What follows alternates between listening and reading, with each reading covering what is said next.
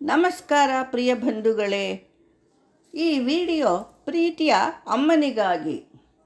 ನಮ್ಮ ಕಣ್ಣಿಗೆ ಕಾಣುವ ದೇವರು ಅಂದರೆ ತಾಯಿ. ತಾಯಿ ಪ್ರತ್ಯಕ್ಷ ದೇವತೆ. ಮಕ್ಕಳ ಮೇಲೆ ಪ್ರೀತಿಯ ಅಮೃತ ಧಾರೆಯನ್ನು ಹರಿಸುವವಳೇ ಅಮ್ಮ. ಅಮ್ಮ ನಮಗೆಲ್ಲ ದೇವರು ಕೊಟ್ಟಿರುವ ಅಮೂಲ್ಯವಾದ ಕೊಡುಗೆ. ಅಮ್ಮನನ್ನು ಹೊಗಳಲು ಪದಗಳ ಸಾಲುಗಳೇ ಸಾಲದು.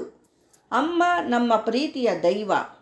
ಈ ಜನ್ಮದಲ್ಲಿ ಅವಳ ಋಣ ತೀರಿಸಲು ಸಾಧ್ಯವಿಲ್ಲ. 9 ತಿಂಗಳು ಹೊತ್ತು ತನ್ನ ರಕ್ತ ಮಾಂಸವನ್ನು ಮಗುವಿಗೆ ಹಂಚಿ ಜೀವ ಕೊಡುತ್ತಾಳೆ ತಾಯಿ. ಅಮ್ಮ ಆ 9 ತಿಂಗಳು ಮಗುವಿಗೆ ತನ್ನ ಊಟ, ತನ್ನ ಉಸಿರು ಕೊಟ್ಟು ಒಡಲಿನಲ್ಲಿಟ್ಟುಕೊಂಡು ಸಾಕುತ್ತಾಳೆ. ಅನಂತರ ಎಷ್ಟು ವೇದನೆ ಅನುಭವಿಸಿ ಮಗುವಿಗೆ ಜನ್ಮ ಕೊಡುತ್ತಾಳೆ. ಬದುಕಿಗೆ ಬೆಳಕು ಕೊಟ್ಟವಳು ಅಮ್ಮ. ಈ ಭುವಿಗೆ ಬಂದ ತಕ್ಷಣ ತಾಯಿ ಮಗುವಿಗೆ ತುಂಬು ವಾತ್ಸಲ್ಯದೊಡನೆ ಅಮೃತ ಸಮಾನವಾದ ಪೌಷ್ಟಿಕತೆಯಿಂದ ಕೂಡಿದ ಹಾಲನ್ನು ಎಲ್ಲಿಲ್ಲದ ಮಧುರತೆಯೊಡನೆ ವಾತ್ಸಲ್ಯ ಧಾರೆಯೊಂದಿಗೆ ಮಗುವಿಗೆ ಉಣಿಸುವಳು.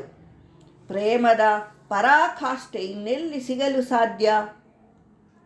ಉಪ್ಪಿಗಿಂತ ರುಚಿಯಿಲ್ಲ, ತಾಯಿಗಿಂತ ಬಂಧುವಿಲ್ಲ ಎನ್ನುವ ಗಾದೆಯೇ ಇದೆ.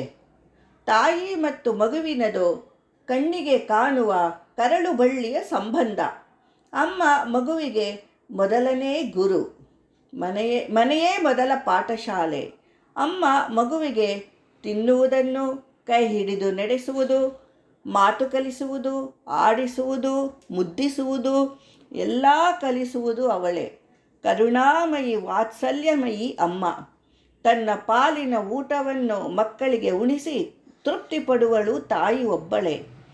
ಮಗು ಸ್ವಲ್ಪ ದೊಡ್ಡದಾದ ನಂತರ ಅದಕ್ಕೆ ಬುದ್ಧಿವಾದ ಹೇಳಿ ಯಾವುದು ಒಳ್ಳೆಯದು, ಯಾವುದು ಕೆಟ್ಟದು ಎಂದು ಯೋಚಿಸುವ ವಿವೇಕವನ್ನು ಹೇಳಿಕೊಡುವವಳು ಅಮ್ಮನೇ. ಕೆಲವೊಮ್ಮೆ ಮಕ್ಕಳು ತಪ್ಪು ಹಾದಿ ಇಟ್ಟರೆ ಅವರನ್ನು ಶಿಕ್ಷಿಸಿ ಸರಿಯಾದ ಮಾರ್ಗದಲ್ಲಿ ಹೋಗುವಂತೆ ಮಾಡುವವಳು ಅಮ್ಮನೇ. ಈಗಿನ ಅಮ್ಮಂದಿರಂತೂ ಓದು ಬರಹ ಕಲಿತವರಾದ್ದರಿಂದ ಮಕ್ಕಳಿಗೆ ಶಾಲೆಯ ಪಾಠ ಪ್ರವಚನಗಳನ್ನು ಸಹ ಹೇಳಿಕೊಟ್ಟು ಅವರು ಉತ್ತಮ ಅಂಕಗಳನ್ನು ಗಳಿಸಲು ಕಾರಣರಾಗುತ್ತಾರೆ. ವಿಶ್ವದ ಶ್ರೇಷ್ಠರೆಲ್ಲ ಅಮ್ಮನ ಮಡಿಲಿನಲ್ಲಿ ಆಡಿದವರೇ. ಅವರು ಮಹಾಪುರುಷರಾಗಲು ಅವರ ಅಮ್ಮನೇ ಕಾರಣ. ಏಕೆಂದರೆ ಚಿಕ್ಕಂದಿನಲ್ಲಿ ಅವರಿಗೆ ಒಳ್ಳೆಯ ನೀತಿಪಾಠ, ಪುರಾಣದ ಭಕ್ತಿಕಥೆಗಳನ್ನು ಹೇಳಿ ಅವರ ವ್ಯಕ್ತಿತ್ವವನ್ನು ಆಗಲೇ ಅರಳಿಸಿರುತ್ತಾಳೆ ಅವಳು. ಶಿವಾಜಿ ಮತ್ತು ಜೀಜಾಬಾಯಿ ಅನ್ನು ಇಲ್ಲಿ ನೆನಪಿಸಿಕೊಳ್ಳಬಹುದು. ದೊಡ್ಡವರಾದ ಮೇಲೆ ಕೆಲವು ಮಕ್ಕಳು ಅಮ್ಮನನ್ನು ಕಡೆಗಾಣಿಸುತ್ತಾರೆ. ಇದು ತುಂಬ ದುಃಖದ ಸಂಗತಿ. ತಾಯಿಯಂತೂ ತನ್ನ ಮಕ್ಕಳು ತನಗೆ ಕೆಟ್ಟದ್ದು ಮಾಡಿದ್ದರೂ ಸಹ ಅವರಿಗೆ ಒಳ್ಳೆಯದನ್ನು ಹರಿಸಿ ಕ್ಷಮಿಸುತ್ತಾಳೆ. ಅವರ ಹಿತವನ್ನೇ ಬಯಸುತ್ತಾಳೆ. ಇಂಥ ತಾಯಿಯನ್ನು ಜೋಪಾನವಾಗಿ ಕಾಪಾಡುವುದು ಮಕ್ಕಳೆಲ್ಲರ ಕರ್ತವ್ಯ. ತಾಯಿ ಮುಪ್ಪಿಗೆ ಬಂದಾಗ ಮಕ್ಕಳು ಅವಳ ಸೇವೆಯನ್ನು ಮಾಡಿ, ಆರೈಕೆ ಮಾಡಿ, ಪ್ರೀತಿಯಿಂದ ಅವಳನ್ನು ನೋಡಿಕೊಳ್ಳಬೇಕು. ಅವಳ ಋಣವನ್ನಂತೂ ತೀರಿಸಲು ಸಾಧ್ಯವಿಲ್ಲ.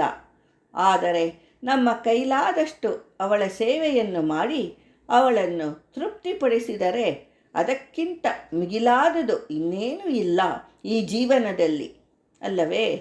ಅಮ್ಮನಿಗಾಗಿ ಹಾತೊರೆಯಬೇಕು. ಅಮ್ಮನೇ ನಮ್ಮ ಜೀವ. ಈ ವಿಡಿಯೋ ನಿಮಗೆ ಇಷ್ಟವಾದಲ್ಲಿ ಲೈಕ್ ಮಾಡಿ, ಶೇರ್ ಮಾಡಿ, ಹೊಸಬರು ಸಬ್ಸ್ಕ್ರೈಬ್ ಆಗಿ.